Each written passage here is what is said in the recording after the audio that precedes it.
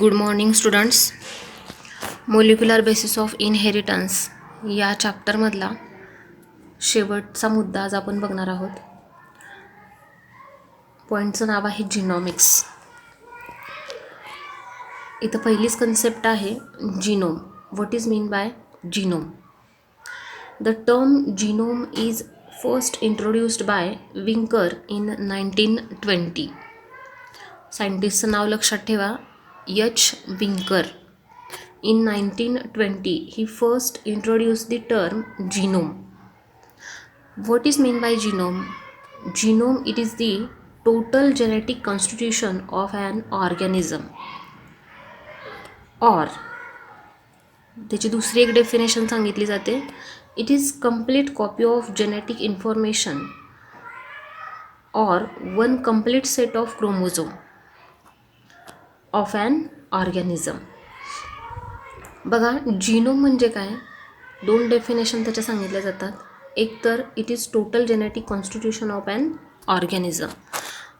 एखाद्या ऑर्गॅनिझमचं, मग तो ऑर्गॅनिझम ॲनिमल असेल, प्लांट असेल, बरोबर, किंवा एखादा व्हायरस असेल, बॅक्टेरिया असेल, कुठलाही ऑर्गॅनिझम असू दे, तर त्या ऑर्गॅनिझमचं एंटायर जेनेटिक मेकअप किंवा एंटायर जेनेटिक कॉन्स्टिट्यूशन याला आपण काय म्हणतो? जीनोम असं म्हणतो. आता फॉर एक्झाम्पल आपण जर घेतलं ह्युमनच्या सेलमध्ये, बरोबर, न्यूक्लियस आहे, न्यूक्लियसमध्ये क्रोमोझोम आहेत किंवा DNA आहे, DNAपासून क्रोमोझोम तयार होतात. तर तो जो एंटायर DNA आहे, त्या DNAवरती जे काही सगळे जीन आहेत, टोटल सिक्वेन्स आहे जो जीनचा, त्या पूर्ण सगळ्या जीनचा मिळून जे कॉन्स्टिट्यूशन आहे, त्या कॉन्स्टिट्यूशनला आपण काय म्हणतो? जीनोम असं म्हणतो. हे झालं ह्युमनच्या बाबतीत. असंच कॅटच्या बाबतीत असेल. आपल्याला माहीत आहे की क्रोमोझोमचा नंबर हा प्रत्येक ॲनिमलमधला वेगळा आहे. म्हणजेच DNAची लांबी ही कमी जास्त असू शकते प्रत्येक ॲनिमलमध्ये. मग डॉगचं वेगळं असेल, कॅटचं वेगळं असेल, हॉर्स, मंकी, डॉंकी, असं प्रत्येक ॲनिमलचं जीनोम हा वेगळा आहे, बरोबर. पण त्या स्पीसीजचा मात्र जीनोम हा सेम असणार आहे. किंवा दुसरी डेफिनेशन सांगितली जाते, याच्यामध्ये थोडीशी स्पेसिफिसिटी जास्त समजते आपल्याला. बघा, जीनोम म्हणजे complete copy of genetic information on or a set of chromosome of an organism. आता इथं बघा, मोनोप्लॉइड किंवा हॅप्लॉइड असं दिलेलं आहे. आता हॅप्लॉइड कंडिशन कशाला म्हणतो आपण? फॉर एक्झाम्पल, ह्युमन बिईंगमध्ये 46 क्रोमोझोम आहेत, तर 23 it is the haploid set of chromosome, बरोबर. 23 जोड्यांपैकी फक्त 23चा सेट हा हॅप्लॉइड असतो. जर 2 23 असतील तर डिप्लॉइड होतो. तर त्या 23 क्रोमोझोमवरती जी इन्फॉर्मेशन असणार आहे, तीच इन्फॉर्मेशन दुसऱ्या 23वरती असते, बरोबर. म्हणजे थोडक्यात 2 जीन एकसारखे असतात एखाद्या कॅरेक्टरसाठी. थोडक्यात प्रत्येक पेअरमध्ये 2 क्रोमोझोम हे होमोलोगस क्रोमोझोम असतात, हे आपण बघितलेलं आहे ऑलरेडी. त्यामुळं 23 जोड्या जरी असल्या तरी पहिल्या जोडीमधला पहिले 2 जे क्रोमोझोम आहेत ते सारखे असणार आहेत, दुसरे 2 सारखे, तिसरे सारखे, असे 23 क्रोमोझोम सारखे असणार आहेत. एक्सेप्शन आहे फक्त X आणि Y, बरोबर. तर हा जो कंप्लीट सेट आहे 23 क्रोमोझोमचा, त्या 23 क्रोमोझोमवरती जे काही जेनेटिक कॉन्स्टिट्यूशन आहे, त्या कॉन्स्टिट्यूशनला आपण काय म्हणतो? जीनोम असं म्हणतो. कारण त्या 23वरती जे आहे तेच दुसऱ्या 23वरती असणार आहे. आता फॉर एक्झाम्पल आपण दुसरं हनीबी घेतलं. हनीबीमध्ये समजा क्रोमोझोमचा नंबर 32 आहे, तर 16 पेअर असणार आहेत. त्यापैकी 16 क्रोमोझोमवरती जे जीन असणार आहेत ते त्यांचा कंप्लीट जीनोम असणार आहे. दुसरं एक्झाम्पल घेतलं, सपोज म्हणते मी, कॅटमध्ये समजा क्रोमोझोमच्या 22 जोड्या आहेत, तर पहिले जे 22 क्रोमोझोम आहेत सिंगल सेट, तर त्या सिंगल सेटमध्ये जे काही जीन असणार आहेत त्याला त्या कॅटचा जीनोम असं म्हटलं जातं. तर हे झालं जीनोम. लक्षात आली टर्म. जीनोम म्हणजे थोडक्यात काय, तर त्या एखाद्या ऑर्गॅनिझमचा कंप्लीट जेनेटिक कॉन्स्टिट्यूशन, त्याच्या सेलमध्ये जो DNA आहे त्या DNAवरती जे जीन आहेत ते सगळे जीन, बरोबर, सगळे जीन एकत्रितरित्या आपण त्याला काय म्हणणार आहोत, जीनोम असं म्हणणार आहोत. आता दुसरी टर्म आहे जीनॉमिक्स. जीनोम आणि जीनॉमिक्स यामध्ये फरक आहे आणि ही टर्म सांगणारे सायंटिस्टसुद्धा वेगळे आहेत, ते लक्षात ठेवा. जीनोम ही टर्म विंकर यांनी सांगितली, तर term genomics this term is coined by Roderick. बघा त्यांचं नाव लक्षात ठेवा, TH रोड्रिक इन 1986. टाईमसुद्धा खूप आहे. जीनोम ही टर्म 1920मध्ये सांगितलेली आहे, तर जीनॉमिक्स ही टर्म 1986मध्ये सांगितलेली आहे. आता जीनॉमिक्स म्हणजे काय, तर it is a study. Genomics it is the study of genome. शॉर्टमध्ये लक्षात ठेवायचं असेल तर लक्षात ठेवायचं की genomics it is the study of genome. जीनोमचा स्टडी करणं म्हणजे जीनॉमिक्स. आता हा स्टडी कशाच्या संदर्भात केला जातो, तर analysis, sequencing and mapping of gene along with study of their function. म्हणजे त्या पूर्ण जो जीनोम आहे त्या जीनोमचं काय करणार, ॲनालिसिस करणार, बरोबर. त्यानंतर sequencing, mapping of gene along with their study of their function. म्हणजे थोडक्यात स्ट्रक्चर, फंक्शन याचं ॲनालिसिस करणं एखाद्या ॲनिमलच्या जीनोमचं, त्याला आपण जीनॉमिक्स असं म्हणतो, बरोबर. तर ह्या दोन टर्म तुम्हाला समजले असतील. Genome it is the total genetic constitution of an organism आणि जीनॉमिक्स म्हणजे study of genome with respect to analysis, sequencing, mapping and function of the genome. It is called genomics. आता नेक्स्ट पॉईंट काय आहे बघा, the sequencing of yeast Drosophila mouse genome was done in order to facilitate comparative study between human and other organism. लॅबमध्ये बरेच काही organism जे आहेत ह्युमनशी related असणारे, तर त्यांचा कंपॅरेटिव्ह स्टडी करण्यासाठी असे बरेच ॲनिमलचे जीनोम स्टडी करण्यात आलेले आहेत. मग त्यामध्ये ईस्ट असेल, ड्रॉसोफिला असेल, माऊस असेल, यांचे जीनोम याचा स्टडी कंप्लीट केलेला आहे. आता हा जीनोमिक स्टडी जो आहे it is classified into 2 types. 2 प्रकारचा स्टडी केला जातो. पहिला आहे स्ट्रक्चरल जीनोमिक्स आणि दुसरा आहे फंक्शनल जीनोमिक्स. तर स्ट्रक्चरल जीनोमिक्समध्ये काय केला जातो, it involves mapping, sequencing and analysis of genome. जीनोमचा मॅप तयार केला जातो, सिक्वेन्स लावणे आणि ॲनालिसिस ऑफ जीनोम, त्या जीनोमचं ॲनालिसिस करणं. फंक्शनल जीनोमिक्समध्ये it deals with study of functions of all gene sequences and their expression in organism. Functional जीनोमिक्समध्ये तो पर्टिक्युलर जो जीन आहे किंवा टोटल सगळे जे जीन आहेत ते त्या ऑर्गॅनिझममध्ये काय फंक्शन कॅरी आऊट करतात किंवा त्यांचं एक्सप्रेशन जे आहे ते एक्सप्रेशन कसं होतं आणि एक्सप्रेस झाल्यानंतर काय होतं याच्या डिटेल्स फंक्शनल जीनोमिक्समध्ये स्टडी केल्या जातात. तर लक्षात आलं, जीनोमिक्समध्ये 2 प्रकारचे टाईप आहेत. एक आहे स्ट्रक्चरल जीनोमिक, म्हणजे थोडक्यात जीनचं स्ट्रक्चर, मॅप, सिक्वेन्सिंग याचं ॲनालिसिस करणं, आणि फंक्शनल जीनोमिक्समध्ये त्या पर्टिक्युलर जीनोमचा फंक्शन लक्षात घेणं. या 2 टर्म जीनोमिक्समध्ये येतात.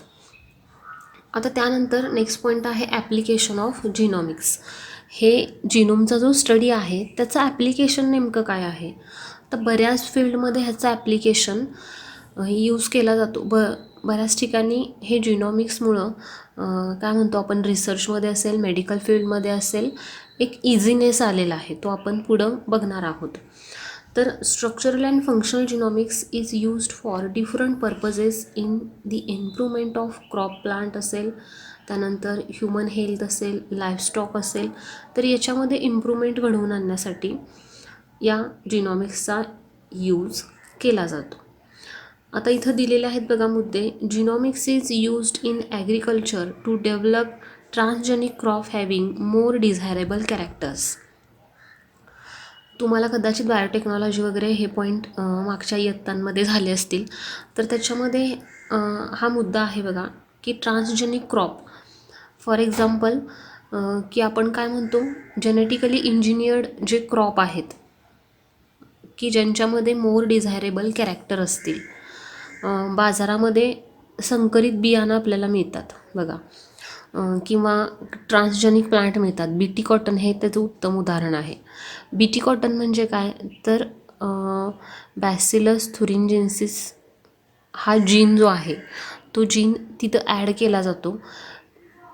तर थोडक्यात कीड जी लागत होती कॉटनला, कापसाच्या पिकाला जी कीड लागत होती, ती कीड लागू नये यासाठी मूळतः त्या कापसाच्या जिनोममध्ये एक जीन ॲड केलेलं आहे की जेणेकरून ती कीड घालवण्यासाठी जे औषध लागणार आहे ते औषध त्या कॉटनमध्येच तयार होतं ऑलरेडी. त्यामुळे त्याला कीड लागतच नाही. आपण जनरली काय करतो, तर कापसावरती कीड आल्यानंतर असेल किंवा कुठलंही पीक असेल, कीड लागल्यानंतर आपण त्याच्यावरती औषध फवारणी करतो. मग समजा एखाद्या पिकाला आपल्याला माहिती आहे की गव्हाला तांबेरा पडतो, बरोबर, किंवा भाताला करपा रोग पडतो. तर हा रोग भाताला किंवा तांबेऱ्याला गव्हाला पडतो आहे, तर आपण काय करायचं, अशी व्हरायटी तयार करायची मॉडर्न टेक्निक वापरून. मग तांदळाची असेल किंवा गव्हाची असेल, अशी व्हरायटी तयार करायची की ज्याच्यामुळं ते रोग त्या पिकावरती पडणार नाहीत. ॲटोमॅटिकली ती कीड जी आहे ती सुरुवातीच्या काळातच नष्ट होते. असं जे टेक्निक आहे, हे टेक्निक वापरून जे बियाणं तयार केली जातात त्याला ट्रान्सजेनिक क्रॉप असं म्हटलं जातं. तर हे बीटी कॉटन त्यातलंच एक उदाहरण आहे. हे बियाणं जर शेतकऱ्यांनी वापरलं तर ती कीड जी आहे कापसाच्या पिकाला लागत होती ती कीड लागत नाही आणि मग उत्पादनात वाढ होऊ शकते. तर अशा पद्धतीचे क्रॉप प्लांट तयार करण्यासाठी मग ह्यासाठी आपल्याला अगोदर काय पाहिजे माहीत, तर जिनोम माहीत पाहिजे आहे.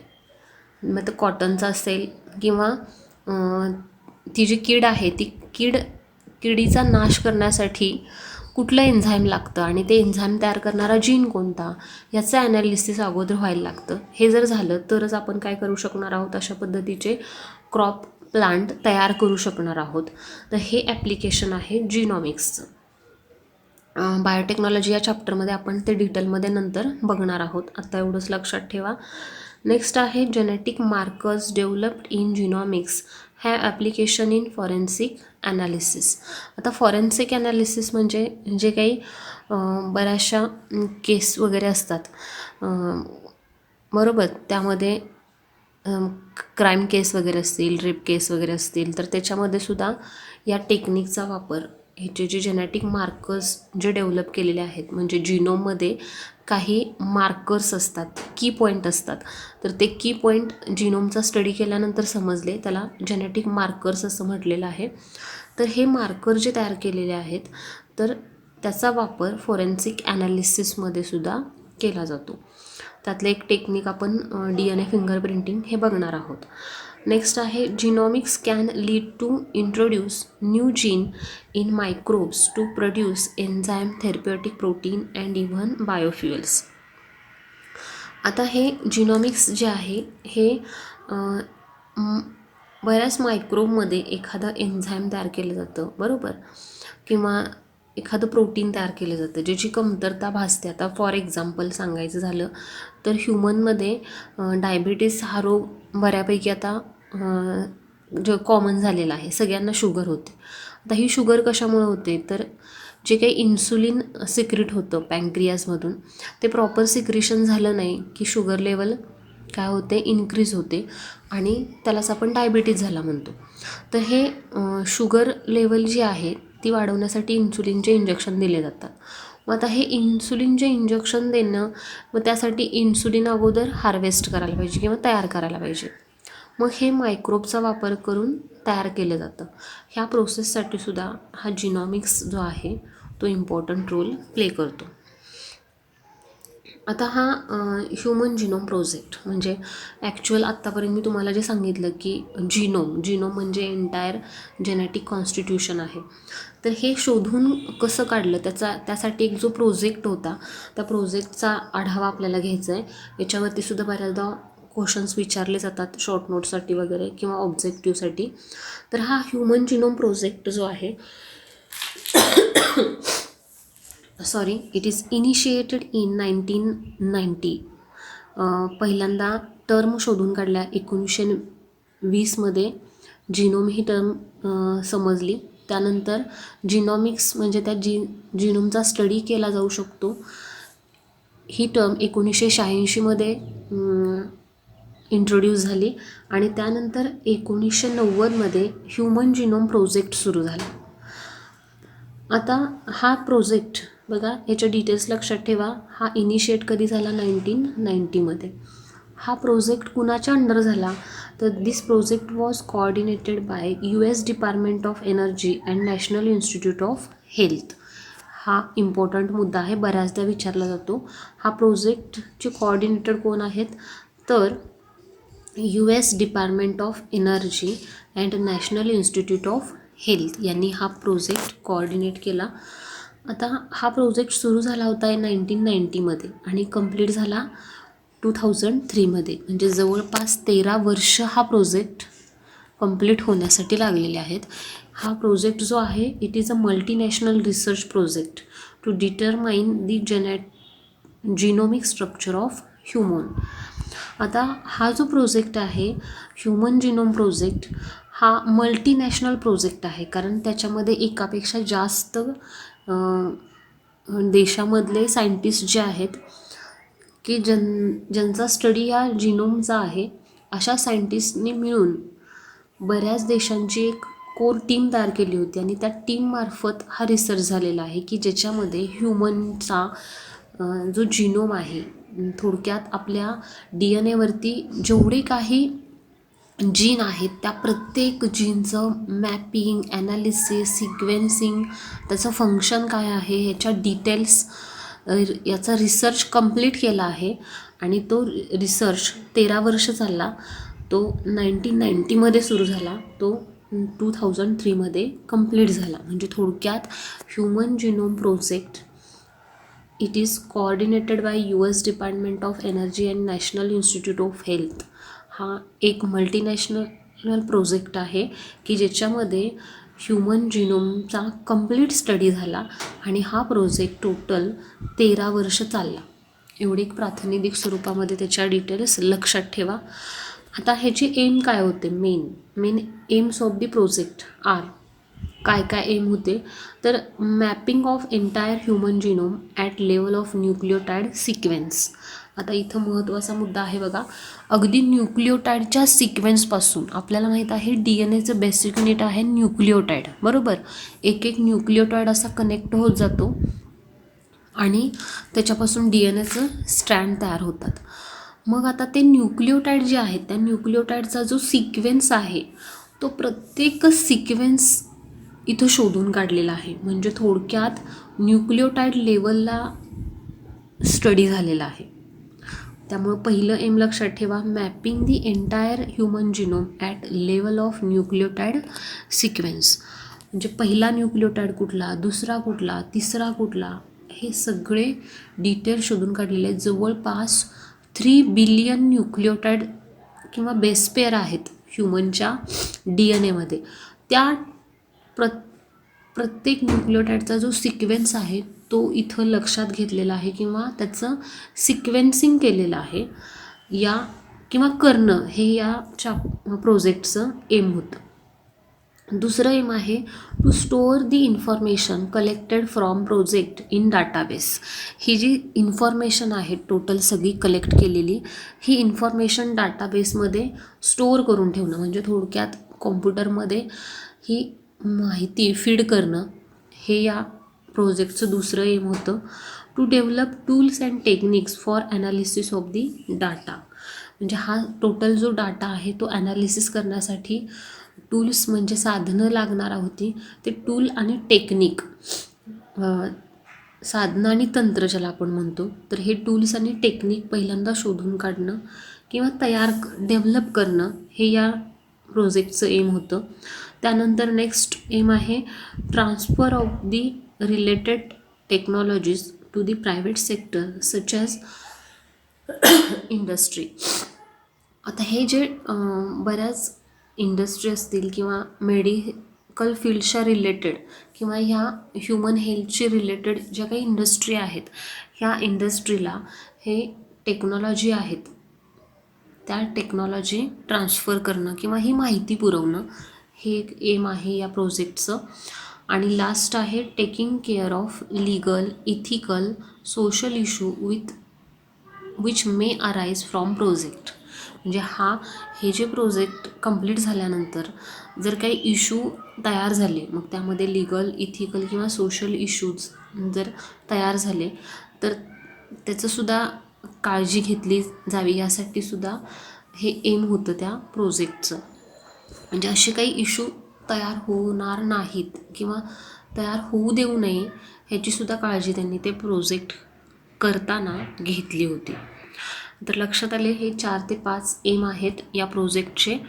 आता त्यानंतर पुढचा मुद्दा आपण बघणार आहोत की human genome project was closely associated with rapid development of new area in biology called bio informatics. आता बघा, मगाशी मी जे तुम्हाला सांगितलं की बायो इन्फॉर्मॅटिक्स म्हणजे काय, आपण बरीचशी इन्फॉर्मेशन गुगलवरून सर्च करून मिळवत असतो, बरोबर. तशा पद्धतीनंच ह्युमन जिनोम प्रोजेक्ट जो आहे किंवा त्याच्या ज्या डिटेल्स आहेत ह्यासुद्धा डिटेल्स आपल्याला त्या डाटाबेसच्या स्वरूपात कॉम्प्युटरमध्ये फीड केलेले आहेत. याला बायो इन्फॉर्मॅटिक्स म्हणजे ही एक ब्रांच आहे थोडक्यात, ज्या ब्रांचमध्ये जिनोमचा स्टडी केला जातो आणि तो केलेला स्टडी डाटाबेसच्या स्वरूपात स्टोअर केला जातो. त्या ब्रांचला बायो इन्फॉर्मॅटिक्स असं म्हणतात. तर ही जी बायो इन्फॉर्मॅटिक्स ब्रांच आहे याच्यामध्ये रॅपिड डेव्हलपमेंट झाली या ह्युमन जिनोम प्रोजेक्टमुळं. आता नेक्स्ट पॉईंट आहे the work of human genome project was allowed researchers to begin to understood the blueprint in building and constructing the human genome. ह्या जिनोममध्ये नेमकं काय केलं हे सांगितलेलं आहे की थोडक्यात ब्ल्यूप्रिंट तयार केली. आता ब्ल्यूप्रिंट म्हणजे काय, तर थोडक्यात जो काही आपल्या जिनोम आहे, ह्युमनचा जो जिनोम आहे त्यामध्ये सगळे जे जीन आहेत ते जीन त्यांचं जे काही मगाशी मी तुम्हाला सांगितलं डिटेल्स की त्याचं सिक्वेन्स असेल, त्याचं मॅपिंग असेल, त्याचं स्ट्रक्चर, फंक्शन, ह्या सगळ्यांची इत्थंभूत माहिती म्हणजे थोडक्यात ब्ल्यूप्रिंट असं म्हटलं जातं, बरोबर. तर ही ब्ल्यूप्रिंट तिथं बिल्ड केली त्यांनी किंवा कन्स्ट्रक्ट केली. As researchers learn more about functions of gene and protein this knowledge will have major impact in field like medicine, biotechnology and life sciences. Therefore human genome project is important. आता human genome प्रोजेक्टमुळं ह्या ज्या field आहेत, मग त्या medicine field असेल, बायोटेक्नॉलॉजीचं field असेल किंवा लाईफ सायन्स हे फील्ड असेल, या फील्डला खूप फायदा झाला होता. त्यामुळे हा प्रोजेक्ट इम्पॉर्टंट आहे. आता इथं मगाशी मी जे तुम्हाला सांगितलं की ह्युमन जिनोम प्रोजेक्ट यांच्यातून नेमकं आपल्याला काय मिळालं, तर provide complete and accurate sequence of the 3 billion DNA base pair. मगाशी मी तुम्हाला सांगितलं की हे जे न्यूक्लियोटाईडचे सिक्वेन्स आहेत यामधून बेस पेअर तयार होतात, बरोबर. एका स्टँडवरचा एक न्यूक्लियोटाईड, दुसऱ्या स्टँडवरचा एक न्यूक्लियोटाईड, दोघं मिळून एक बेस पेअर तयार करतात. तर असे बेस पेअर किती आहेत, 3 बिलियन DNAचे बेस पेअर आहेत टोटल.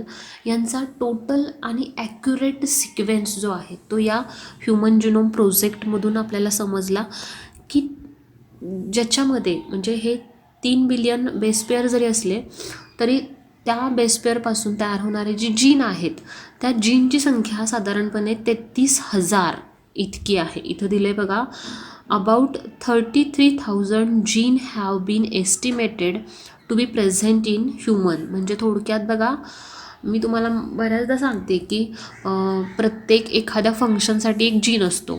जसं की सलायवा तयार करण्यासाठी एक जीन आहे, बरोबर. दुसरं एखादं एन्झाईम असेल, फॉर एक्झाम्पल एखादा हार्मोन आहे, टेस्टोस्टेरॉन हार्मोन, जो मेलमध्ये तयार होतो, तर तो हार्मोन कसा तयार करायचा त्याच्यासाठी जीन आहे. मागं आपण लॅक ओपेरॉन बघितलं, तर लॅक्टोजचं मेटाबॉलिझमसाठी एन्झाईम लागतात. तर हे जे जीन आहेत, तर असे टोटल जीन किती आहेत आपल्या एका सेलमध्ये किंवा त्या एका DNA वरती, तर त्याचा आकडा किती आहे बघा, 33,000 जीन. एवढे जीन आपल्या बॉडीमध्ये, म्हणजेच आपल्या त्या सेलमध्ये जो DNA आहे, त्या प्रत्येक DNAवरती 33,000 जीन आहेत, हे एस्टिमेट केले या प्रोजेक्टने. म्हणजे थोडक्यात ह्या प्रोजेक्टचं आउटपुट काय, तर ह्युमन DNA कन्सिस्ट ऑफ किंवा human genome consist of 3 billion DNA base pair and about 33,000 genes are present in single DNA. हे या प्रोजेक्टचं एस्टिमेशन आहे मेन, बरोबर. आता याच्याबरोबर कंपॅरेटिव्ह स्टडी त्यांनी बऱ्याच ॲनिमल्सचा केलेला आहे. इथं खाली या चार्टमध्ये डिटेल्स दिलेले आहेत बघा. हे डिटेलमध्ये मी आत्ता सांगत बसणार नाही, पण तुम्ही हा जो व्हिडिओ आहे नंतर बघा, आणि हा चार्टसुद्धा नंतर बघा, की इथं दिलेला आहे ह्युमन जो आहे होमोसेपियन, त्याच्यामध्ये बेस पेअर आहे 3 बिलियन, क्रोमोझोमचा नंबर आहे 46, आणि साधारणपणे जीनचा नंबर इथं 25,000 दिलेला आहे, पण ॲक्युरेट ज्यावेळेला एस्टिमेट झाला त्यावेळेला 33,000 जीन प्रेझेंट आहेत, हा नंबर फायनल आहे. त्यानंतर माऊस, फ्रूट फ्लाय, त्यानंतर एक प्लांट आहे, राऊंड वर्म, ईस्ट, बॅक्टेरिया, ह्या प्रत्येकामध्ये नेमके बेस पेअर किती असतात ह्याच्या इथं डिटेल्स आहेत, कारण यांचेसुद्धा जिनॉमिक स्टडी कंप्लीट झालेला आहे.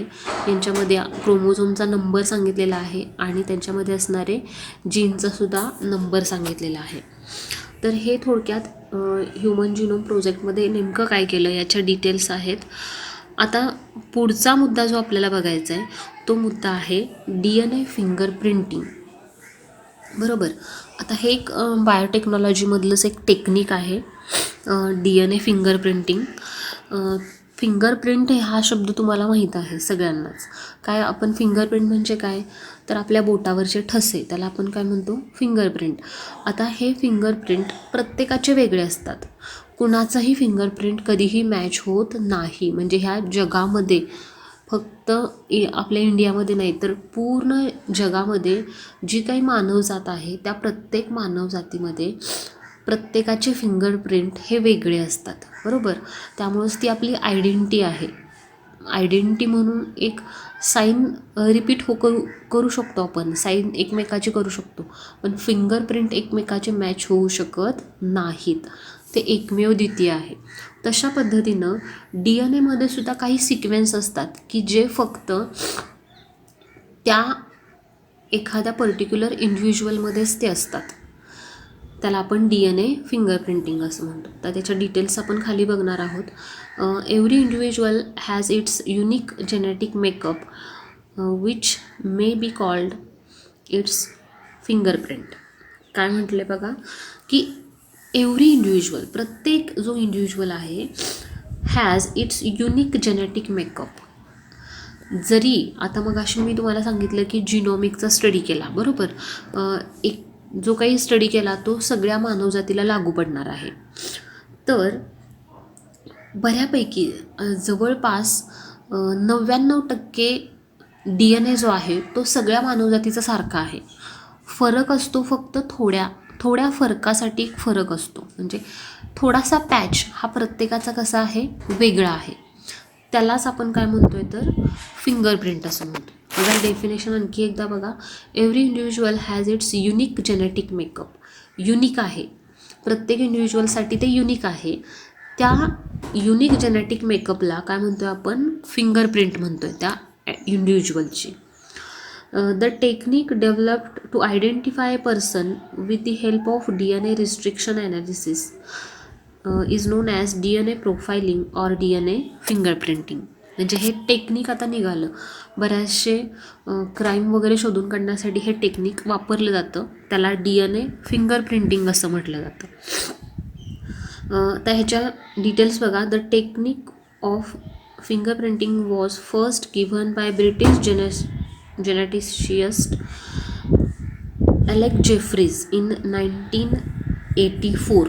हे नाव लक्षात ठेवा. डॉक्टर ॲलेक जेफ्रीज जे आहेत त्यांनी 1984मध्ये हे टेक्निक पहिल्यांदा शोधून काढलं. DNA फिंगर प्रिंटिंग हे टेक्निक त्यांनी शोधून काढलं.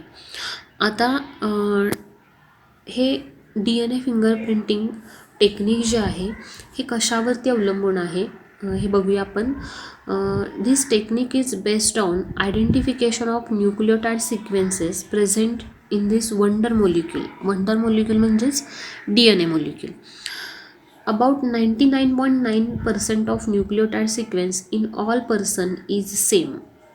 Only some short sequence is of nucleotide differ from person to person. मगाशी मी जे तुम्हाला सांगितलं की 99.9% DNA जो आहे किंवा जो बेस सिक्वेन्स आहे तो सगळ्या पर्सनचा म्हणजे सगळ्या ह्युमनचा एकसारखा असतो. फक्त एका पॉईंटमध्ये जो फरक आहे तो फरक जो पर्सन टू पर्सन डिफरंट आहे. प्रत्येक इंडिव्हिज्युअलचा तो वेगळा आहे.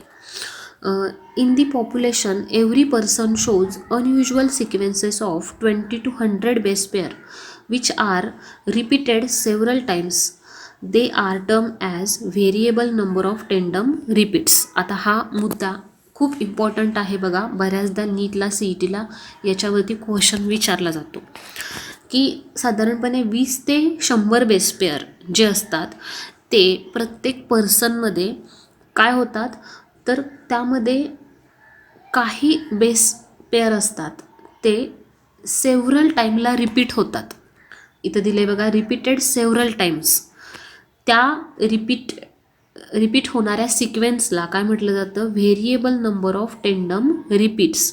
शॉर्टमध्ये त्याला VNTRS असं म्हटलं जातं. हे लक्षात ठेवा. Variable number of tandem repeats. DNA finger प्रिंटिंगमधला सगळ्यात इम्पॉर्टंट पॉईंट जर काय असेल तर तो हा आहे variable number of tandem repeats. यावरती आधारित आहे हे टेक्निक. आता खाली इथं 3 सॅम्पल दिलेले आहेत बघा. हे फर्स्ट, सेकंड आणि थर्ड असे 3 सॅम्पल दिलेले आहेत. आता प्रत्येक इंडिव्हिज्युअलमधली ही जी VNTRSची लेंथ जी आहे ती लेंथ वेगवेगळी असते. आता इथं रिपीट्स दिलेत बघा. काय रिपीट आहे तर GATA हा सिक्वेन्स इथं रिपीट आहे. आता पहिलं जर सॅम्पल घेतलं म्हणजे थोडक्यात इथं 3 इंडिव्हिज्युअलचे 3 सॅम्पल आहेत असं लक्षात घ्या. पहिल्या सॅम्पलमध्ये GATA हा सिक्वेन्स 8 वेळा रिपीट झालेला आहे बरोबर.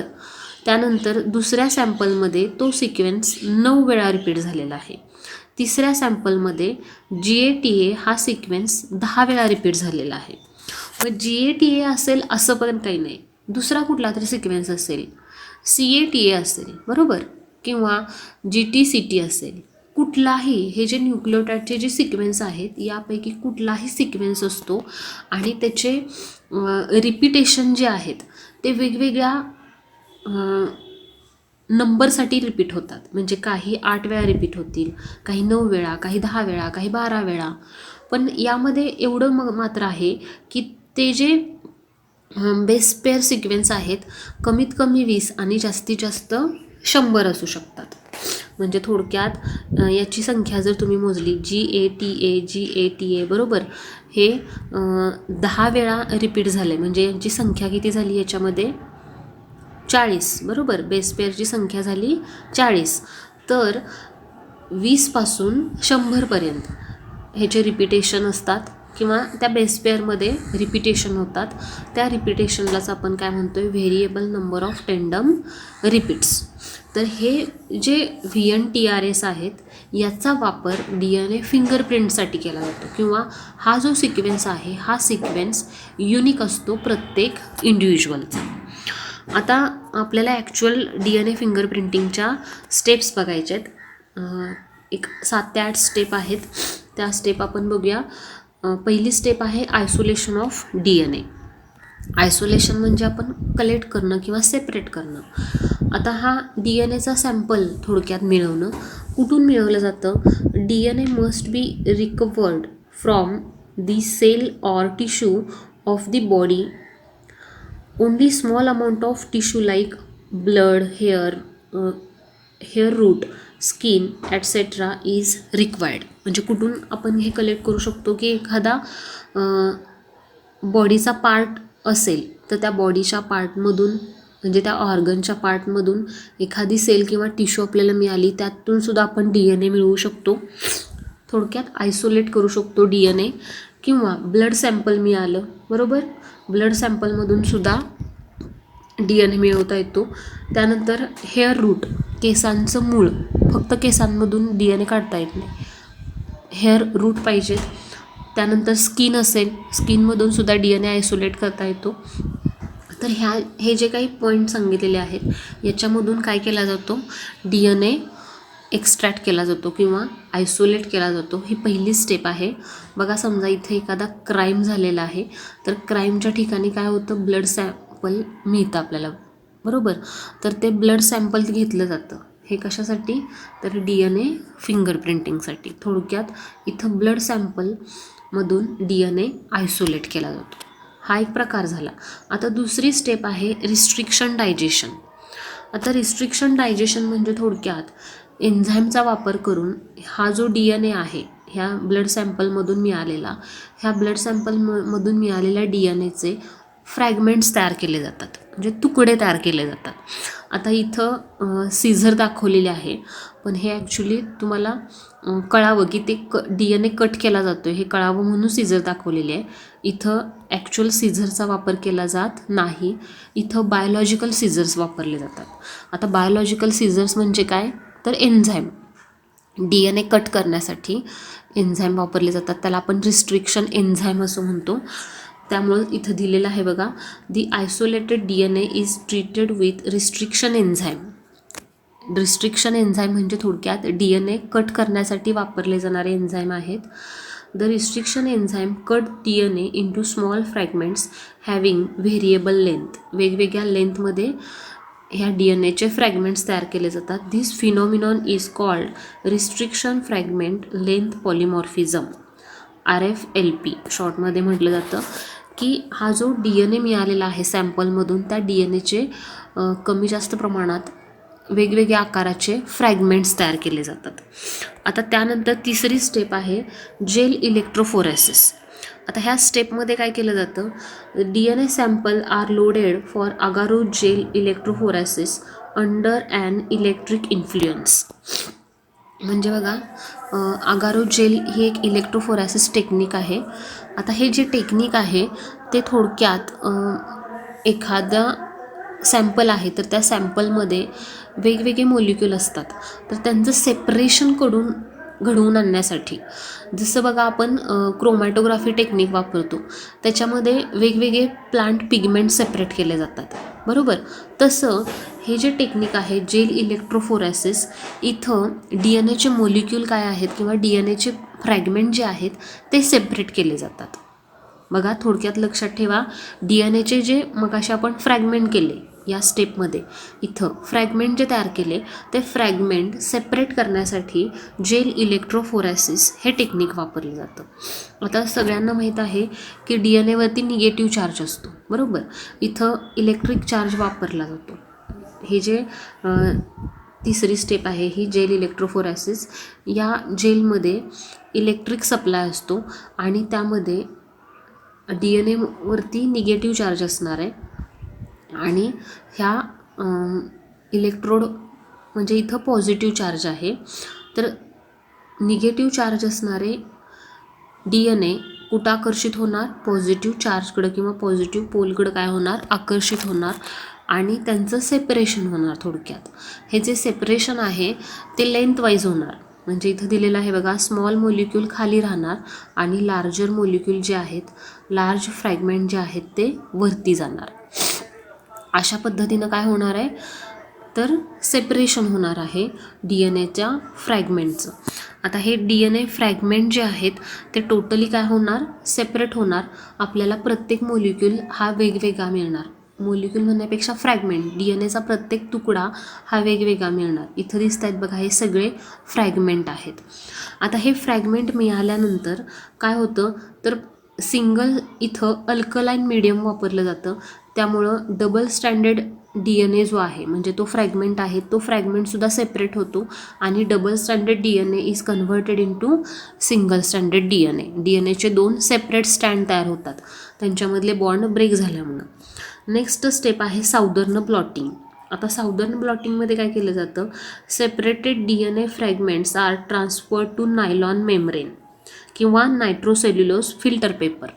2 प्रकारचे मटेरियल इथं वापरलं जातं, एक तर नायलॉन मेम्ब्रेन, नायलॉन कॉपर तुम्हाला माहीत आहे, किंवा नायट्रोसेल्युलोज फिल्टर पेपर. या दोन्हीपैकी एक कुठलं तरी मेम्ब्रेन वापरलं जातं आणि त्यावरती हे जे सेपरेट झालेले DNAचे फ्रॅगमेंट आहेत ते ट्रान्सफर केले जातात. म्हणजे बघा इथं हे फ्रॅगमेंट सेपरेट झाले, हे फ्रॅगमेंट जे आहेत हे या इथं दिसतंय का बघा तुम्हाला की नायट्रोसेल्युलोज फिल्टर पेपर आहे हा, याच्यावरती काय केले जातात, सगळे ट्रान्सफर केले जातात. तर हे ट्रान्सफर करण्याची जी प्रोसेस आहे याला साऊदर्न ब्लॉटिंग असं म्हटलं जातं. लक्षात आलं. तर हे फ्रॅगमेंट साऊदर्न ब्लॉटिंगमध्ये त्या नायलॉन मेम्ब्रेनवरती किंवा नायट्रोसेल्युलोज फिल्टर पेपरवरती काय केले जाणार आहेत, ट्रान्सफर केले जाणार आहेत. नंतर नेक्स्ट स्टेप आहे ती म्हणजे सिलेक्शन ऑफ DNA प्रोब. आता DNA प्रोब म्हणजे काय, इथं दिलं आहे बघा, sequence of single standard DNA is prepared, it is called DNA probe. DNA probe is obtained from organism or prepared by cDNA. cDNA म्हणजे कॉम्प्लिमेंटरी DNA प्रिपरेशन मेथड. आता हे DNA प्रोब कसे मिळवले जातात त्याची एक प्रोसेस इथं शॉर्टमध्ये दिलेली आहे बघा, की हा जो DNA आहे ह्या DNAमध्ये जो टार्गेट आपल्याला नोन सिक्वेन्स, नोन म्हणजे माहीत असलेला सिक्वेन्स, थोडक्यात त्याच्या कॉपीज भरपूर प्रमाणात मिळवल्या जातात आणि त्या ज्या कॉपी आहेत त्याला आपण DNA प्रोब म्हणतो.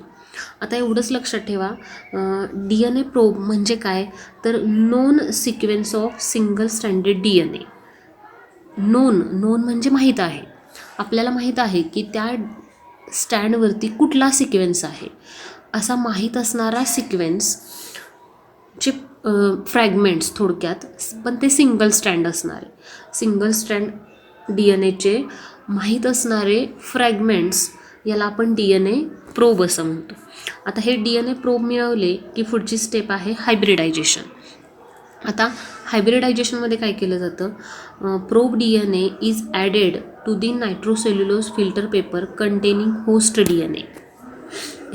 हा जो DNA प्रोब आहे ते DNA प्रोब ट्रान्सफर केले जातात कुठं, मगाशी जो मी तुम्हाला सांगितलं की हा नायट्रोसेल्युलोज फिल्टर पेपर किंवा नायलॉन पेपर, या फिल्टर पेपरवरती अगोदरच काय असणार आहेत, DNAचे फ्रॅगमेंट्स असणार आहेत सिंगल स्टँडमध्ये, त्यामध्ये DNAचे प्रोब माहीत असणारे सिक्वेन्स आपण ट्रान्सफर करतोय. आता हे ट्रान्सफर केल्यानंतर काय होणार आहे तर single standard DNA probe pair with complementary base sequence of the host DNA stand. आता होस्ट DNA म्हणजे आपण जे मिळवलेलं सॅम्पल होतं त्याच्यापासून फ्रॅगमेंट्स मिळाले, हे जे मिळालेले फ्रॅगमेंट्स आहेत हे होस्ट DNA आहे बरोबर, आणि हा प्रोब DNA मिळवला आपण. तर होस्ट DNA आणि प्रोब DNA यांच्यामध्ये काय होणार, पेरिंग होणार, कॉम्प्लिमेंटरी बेस पेअरमध्ये पेरिंग होणार आणि जो एक हायब्रिड तयार होणार DNA त्याला आपण हायब्रिडायजेशन म्हणतोय. आता हायब्रिडायजेशन म्हणजे थोडक्यात 2 वेगवेगळ्या जातींचं एकत्रीकरण, त्याला आपण हायब्रिडायजेशन असं म्हणतो बरोबर. तसं इथं होस्ट DNA आणि प्रोब DNA यांचं काय होणार, हायब्रिड तयार होणार. आता हे हायब्रिड DNA आपल्याला इथं मिळणार आहे. त्यानंतर जे मॅच होणार आहेत तेच फक्त इथं राहणार आहेत, बाकीचे जे प्रोब आहेत, बाकीचे जे नको असलेले प्रोब DNA आहेत ते वॉशड ऑफ म्हणजे काढून टाकले जाणार तिथून. आणि त्यानंतर लास्ट स्टेप आहे फोटोग्राफी. आता फोटोग्राफी म्हणजे काय तर थोडक्यात एक्सरे फिल्म काढली जाते. तो जो नायट्रोसेल्युलोज पेपर आहे किंवा नायलॉन पेपर आहे तिथं सध्या आपल्याला काय मिळणार आहे तर हायब्रिड DNA मिळणार आहे. त्यामध्ये आपल्याला नोन असलेला सिक्वेन्स म्हणजेच प्रोबचा DNA आणि होस्ट DNA. मग नोन असलेल्या सिक्वेन्स मधून अननोन सिक्वेन्स आपल्याला समजू शकतो, बरोबर. तर फोटोग्राफी यामध्ये काय केलं जातं, nitrocellulose filter paper is photographed on X ray film by autoradiography. The film is analysed to determine the presence of hybrid DNA. बघा, ही जी एक्सरे फिल्म दिसते तुम्हाला, याच्यावरती तुम्ही बऱ्याचदा एक्सरे काढलेला बघता, डॉक्टरांना माहीत असतं ते. आता ही एक्सरे फिल्म बघून आपल्याला काही समजणार नाही, पण त्याचा जे डिटेल स्टडी ज्यांनी केलेला आहे, ज्यांना DNAची माहिती आहे किंवा DNAचा अभ्यास ज्यांनी केलेला आहे, त्यांना हे समजणार आहे की याच्यामध्ये कुठला सिक्वेन्स आहे. म्हणजे थोडक्यात होस्ट DNAचा DNA आयडेंटिफाय करायचा. हे करण्यासाठी हे टेक्निक आहे. मग यामध्ये बघा 7 स्टेप आपण बघितल्या. या 7 स्टेपमध्ये कुठल्या कुठल्या स्टेप आहेत. पहिली आहे आयसोलेशन ऑफ DNA, त्यानंतर रिस्ट्रिक्शन डायजेशन म्हणजे फ्रॅगमेंट्स तयार करणं, त्यानंतर जेल इलेक्ट्रोफोरेसिस म्हणजे सेपरेशन करणं त्या फ्रॅगमेंटचं त्यांच्या आकारानुसार. स्मॉल फ्रॅगमेंट खाली राहतात, लार्ज फ्रॅगमेंट वरती राहतात. हे सेपरेशन झालं की साऊदर्न ब्लॉटिंग म्हणजे हे जे फ्रॅगमेंट आहेत त्यांचे सिंगल स्ट्रँड तयार होतात आणि ते ह्या नायट्रोसेल्युलोज किंवा नायलॉन पेपरवरती ट्रान्सफर केले जातात. त्यानंतर DNA प्रोब मिळवले जातात. प्रोब म्हणजे थोडक्यात माहीत असणारे सिक्वेन्स DNAचे. आणि त्यानंतर हायब्रिडायझेशन केलं जातं. कुणाचं होस्ट DNA आणि प्रोब DNA यांचं हायब्रिडायझेशन होतं आणि मग ते हायब्रिड DNA जो मिळतो त्याचं फोटोग्राफी म्हणजे एक्सरे फिल्मच्या मदतीनं त्याची फोटोग्राफी केली जाते आणि त्यामधून आपल्याला होस्टचा DNA आयडेंटिफाय करता येतो. तर हे जे टेक्निक आहे याला आपण म्हणतोय DNA फिंगरप्रिंटिंग टेक्निक. आता हे टेक्निक ह्या स्लाईडमध्ये तुम्हाला त्याचे ॲप्लिकेशन दिलेले आहेत की फॉरेन्सिक सायन्समध्ये DNA fingerprinting is use to solve problem of rape and some complicated murder cases. आता हे DNA फिंगरप्रिंटिंग हे टेक्निक आहे, हे मोस्टली क्राईम शोधून काढण्यासाठी, रेप केस असतील किंवा मर्डर केस असतील यामध्ये हे शोधून काढण्यासाठी. आता एक उदाहरण सांगते तुम्हाला.